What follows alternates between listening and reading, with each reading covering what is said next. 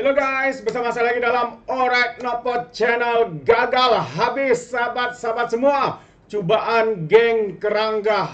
Cobaan geng kerangga ini untuk menyerang Datuk Seri Anwar Ibrahim, untuk memprovokasi dan menghalang Datuk Seri Anwar Ibrahim untuk membuat pencerahan ya berkaitan dengan DNA Zaid Hamidi.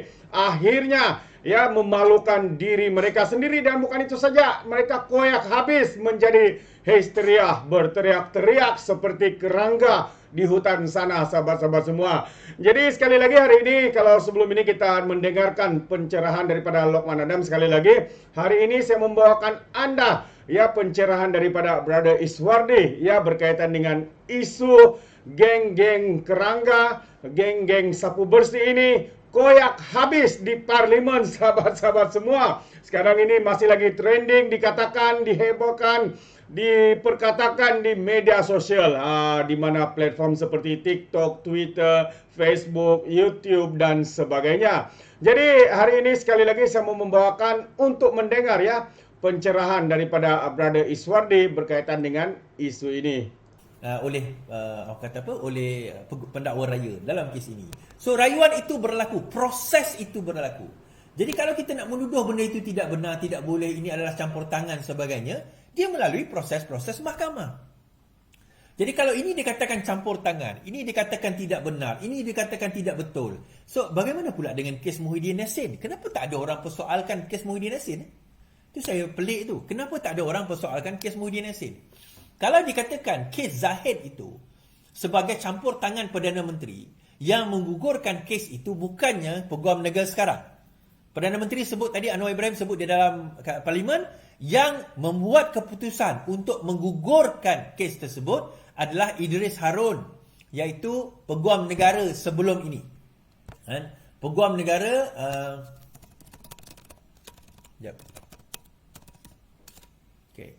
Tan Sri Idris Harun, dan juga merupakan Peguam Negara yang dilantik oleh Muhyiddin Yassin.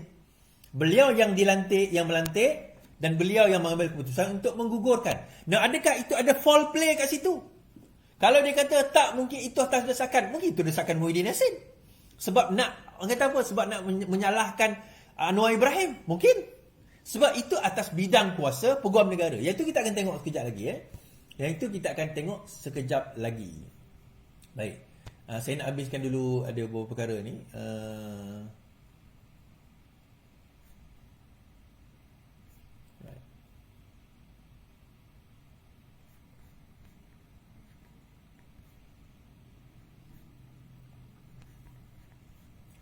Okay, sebelum tu saya baca ni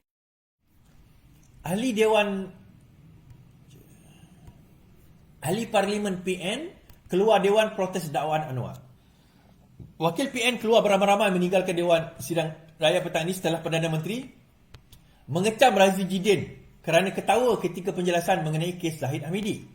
Anwar yang juga ahli Parlimen Tambun ketika itu memberikan penerangan mengenai isu Ahmad Zahid yang dilepas tanpa dibebaskan daripada 47 ketuduhan salah guna kuasa. Kata Anwar, isu mengenai apa yang dibicarakan ini di antara dia dengan Peguam Negara sebelum ini, Idrus Harun, dibangkitkan oleh Hamzah Zainuddin. Menurut Anwar, apabila Jawatan Peguam Negara memutuskan menghenti prosedur mahkamah membabitkan Ahmad Zahid, dia bertanya kepada Idrus. Kata Anwar, Idrus selaku Peguam Negara ketika itu mengakui memberikan arahan berkenaan. Idrus, bukan Idris Harun. Idrus Harun. Saya bukan berbincang mengenai keputusannya, iaitu menghentikan prosedur. Saya cuma tanya alasan, minta penjelasan, can you defend it? Adakah kamu boleh mempertahankan keputusan itu? Kata Anwar. Ketika itu Razi Jidin ketawa apabila mendengar kata-kata Anwar. You boleh gelak Putrajaya kerana you buat perkara itu. Semasa pentadbiran PN, you buat perkara itu. Maksudnya dia ada campur tangan. Itu dakwaan Anwar Ibrahim. Dia iaitu Razi Jidin ada campur tangan, sebab itu dia gelak. Kenyataan itu dibantah oleh Razi yang bingkas berdiri dan mendesak Anwar menarik balik. Razi juga bekas Menteri Kanan semasa kerajaan PN mendakwa kenyataan dibuat Anwar itu berniat jahat kerana menuduh dia melakukan salah laku. Okey. Baik, Razi pula bertegas bahawa Anwar menarik balik kenyataannya walaupun speaker meminta Razi duduk. Apabila keadaan masih tidak dikawal, Johari mengarahkan Razi keluar. Ketua Pemegang Hamzah Zainuddin pula menunjukkan solidariti dan sama-sama meninggalkan Dewan. Setelah ahli parlimen memegang keluar dan keadaan kembali dikawal, Anwar menyambung penjelasannya dengan merujuk kepada kepada keadaan pentadbiran di bawah PN. Apa yang saya katakan itu benar. Putrajaya Razi tahu apa yang berlaku. Dia adalah sebahagian daripada pentadbiran lama dan AG lama, iaitu Idrus. Sebab itu dia tidak tahan mendengar penjelasan saya. Ini kerana mereka sudah biasa dengan sistem itu dan mereka fikir saya juga melakukan perkara yang sama. Sementara itu, semasa sidang media di lobi, Hamzah menjelaskan semua ahli PN bersepakat meninggalkan Dewan sebagai tanda protes. Ini adalah sesuatu tidak adil pada Putrajaya. Tambun membuat tuduhan yang dahsyat kepada Putrajaya. Baik. Saya nak jawab benda ini, tuan-tuan. Mereka beria-ia nak keluar daripada parlimen kerana dia macam ni. Mula-mula Anwar jelaskan. Dia masa pengguguran kes tersebut, saya dengar live itu, saya dengar ulangan dia. Datuk Seri Anwar Ibrahim tanya kepada Idrus Harun. Idrus Harun yang AG yang dilantik sewaktu Muhyiddin Yassin jadi Perdana Menteri. Sebab sebelum dia pencen, sebelum dia habis kontrak dia, dari pencen lah, dia menggugurkan kes Zaid Hamidi. Dia tanya, can you defend it? Dia kata, can you defend it? Pertama soalan Datuk Seri Anwar, can you delay it? Tak boleh delay ke?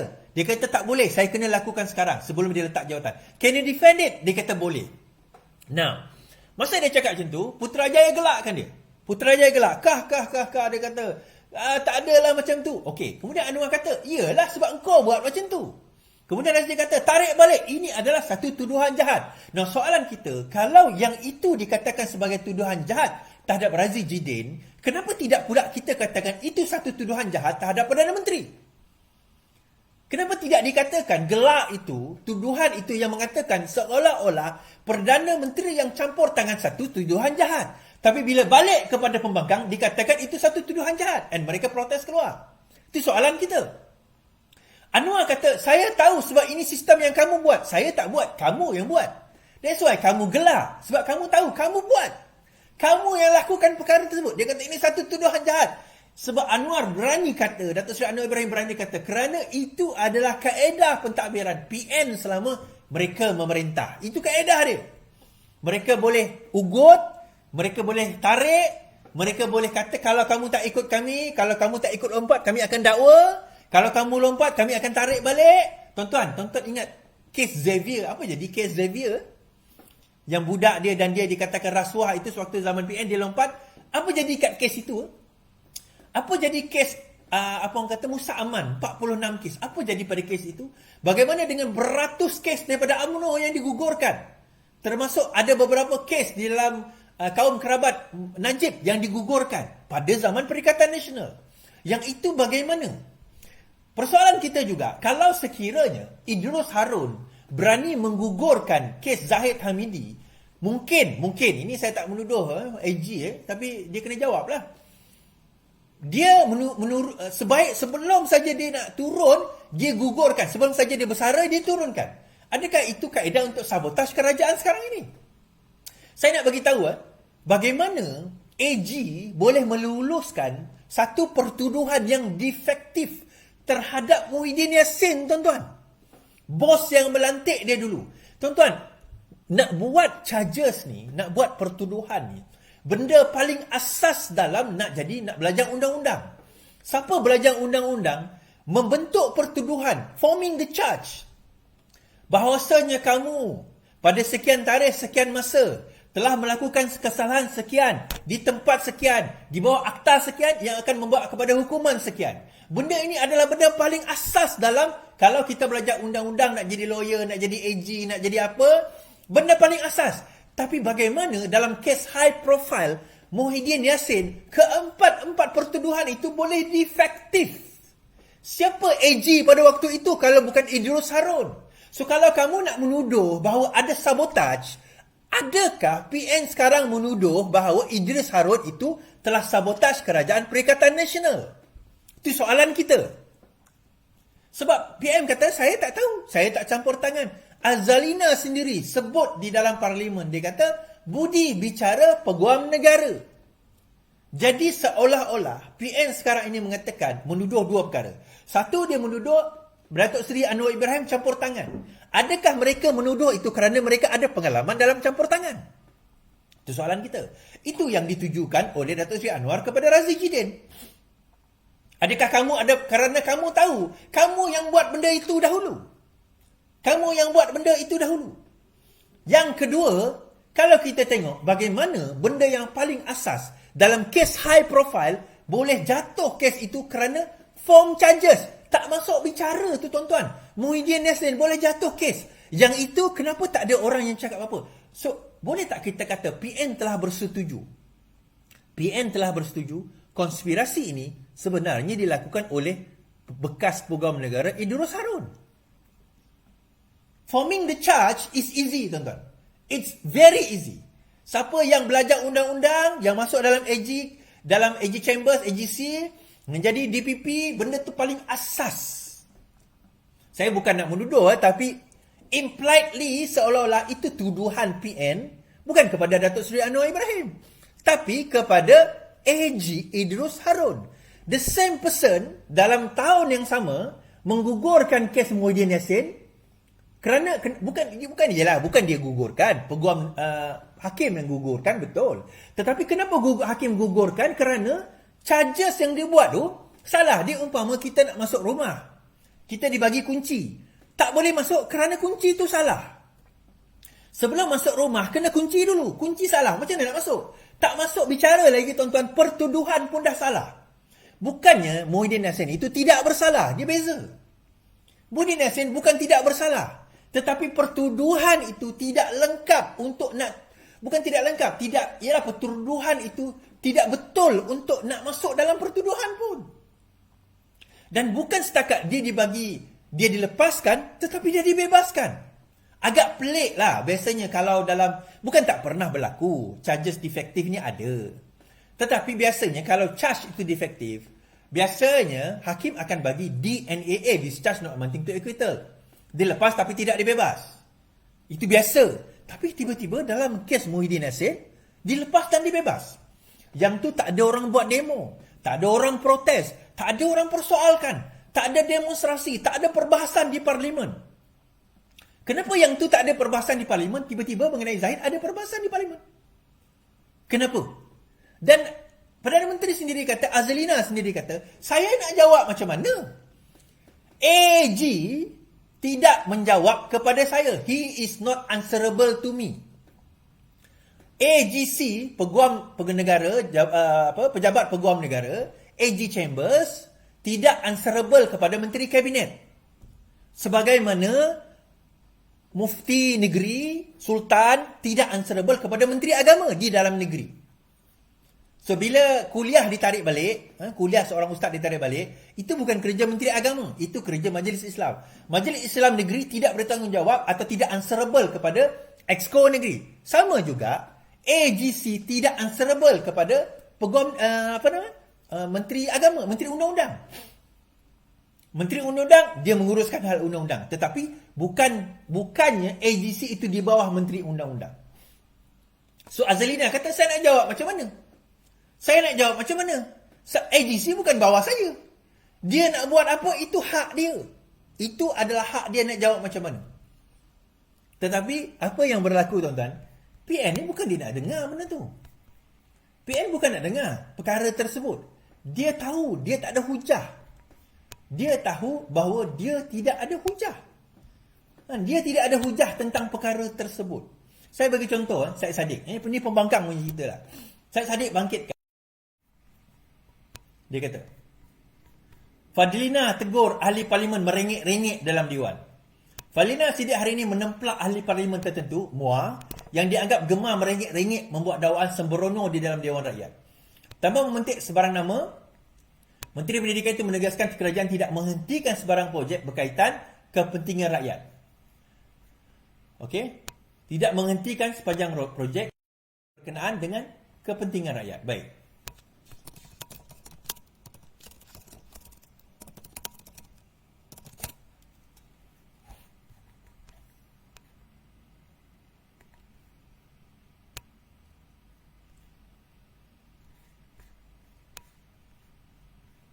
Saya bagi reference kepada apa yang disampaikan. Ini 5 hari yang lalu. Syed Saddiq dakwa projek bina Dewan Sekolah disekat setelah isytihar pembangkang. Syed Saddiq mendakwa ada ura-ura pembinaan 4 dewan sekolah di kawasannya akan dihentikan setelah beliau menjadi wakil rakyat pembangkang. Di MUA, kita telah luluskan pembinaan 4 dewan baru milik Syed Saddiq. Bukan milik Syed Saddiq tetapi cikgu, Persatuan PIBJ dan sekolah daripada generasi ke generasi. Saya dengar hanya kerana saya memilih ke pembangkang walaupun perkara ini dah diluluskan berbulan-bulan yang lepas, ada ura-ura mereka yang menyekat dan menghentikan pembinaan pembinaan dewan baru ini. Syed Saddiq mengatakan demikian. Baik. Sebagai seorang pendebat, Syed Saddiq gagal untuk nak mengemukakan bukti. Syed Saddiq kata dia sebagai seorang pendebat. Tetapi di mana buktinya? Di mana hujahnya? Hujah dia, tuan-tuan, saya dengar. Hearsay, cakap dengar. Dalam undang-undang dipanggil hearsay atau cakap dengar. Cakap dengar ni, aku dengar orang ni kata, aku dengar orang itu kata, aku dengar orang ni kata. Cakap dengar, kemukakanlah bukti. So akhirnya Fadlina kata, orang yang merengek-rengek di dalam dewan, dia persoalkan banyak perkara. Antaranya benda ini, dia kata, kenapa cakap dengar? Kenapa tak tanya menteri? Kenapa tuduh? Dia beza, tuan-tuan, menuduh dengan bertanya. Kalau Syed Saddiq kemukakan soalan, adakah benar dewan di sekian-sekian telah dihentikan? Tanya dalam sama ada soalan bertulis ataupun soalan secara lisan, boleh bertanya. Bukannya menuduh. Dalam pertuduhan itu, saya dengar bahawa setelah saya declare diri saya menjadi pembangkang, maka dewan di tempat saya telah pun dihentikan. Dia kata demikian. Dia dengar. Sebagaimana level seorang ahli parlimen, bila dia jadi pembangkang, dia dengar, terus dia percaya. Terus dia kata, inilah dia. Siapa dia? Jangan kata Syed Saddiq. Dekat Kelantan pun dewan itu tetap dilakukan. Ya, lambat cepat itu cerita lain. Ada yang lambat, ada yang cepat, ada yang ikut proses, ada yang tender, ada yang itu. Biasalah. Tetapi tidak pernah dalam proses itu dibatalkan. Apa istimewanya Syed Saddiq sampai dia declare pembangkang, nak kena batalkan projek kat tempat dia? Apa istimewanya dia? Tak ada keistimewaan apa-apa pun Syed Saddiq sampai nak membatalkan tempat tersebut. Sampai nak mengatakan Syed Saddiq ni kita kena batalkan projek. Dia, tuan-tuan, macam inilah. Bagi saya, level Syed Saddiq ni adalah level apa, tuan-tuan? Level attention seeker. Dia attention seeker. Dia ni dah tak relevan. Dia ni sudah tak relevan sebenarnya. Syed Saddiq di dalam kerajaan ni dia tak relevan. Saya kata, muda ni tak lama. Saya kata muda tak lama. Last life saya kata, muda tak lama. Dia lepas next PRU muda habis lah. Kalau dia tak ada dana yang cukup, next PRU muda kira dah habis. Selesai. Wassalamu dah muda. Boleh tutup kilang lah muda ni. Muda dikatakan dah boleh tutup kilang dah. Next PRU, kalau tak ada muda, tak ada bawa pembaharuan, tak ada benda yang baru dia nak bawa, muda dah boleh say goodbye kepada PRU ni. Now, muda ni bukan, there is nothing special about muda. Adalah kawan saya kata kan, dia kata, saya tengok muda, sebelum ni dia kata, bang, saya tengok muda ni, macam saya tertarik lah bang dengan muda ni, sebab dia membawa agenda orang anak muda. Kan? Betul tak? Mak kepada Aminah. Dia kata dia bawa agenda orang muda. Tapi, lepas tu saya dengar, lepas tu dia macam Syed Saddiq ni makin hari makin merepek. Tak, saya nak bagi tahu, saya daripada dulu saya tak pernah impress pun dengan Syed Saddiq. Saya tak pernah impress sebab kami ni dibesarkan dalam parti keadilan, di mana angkatan muda keadilan kami, level-level saya ni, kira dulu kami bermula angkatan muda lah, sekarang angkatan tua dah lah kan. Tapi kami bermula angkatan muda, level kami jauh lebih tinggi daripada level Syed Saddiq. Cara kami berfikir, cara kami berbahas, cara kami memahami noble cause, level kami sangat jauh berbanding Syed Saddiq. Dan kami bermula dalam keadaan kami tak ada apa. Bukannya ditaja oleh atuk ataupun oleh geng-geng atuk dan kroni-kroni atuk. Tak ada. Kami bermula dengan kosong. Kami print bendera sendiri, cat bendera sendiri. Kita bertanding, kita lah yang gantung bendera, tuan-tuan. Itu level kami mula-mula dulu. So kami bermula daripada bawah, bukan terus melompat ke atas kan? Bukan terus melompat ke atas. So bila level yang melompat ke atas, tiba-tiba menang, pendebat terbaik, masuk bertanding, menang pula jadi menteri, menteri belia dan sukan, Dia sudah rasa dia besar.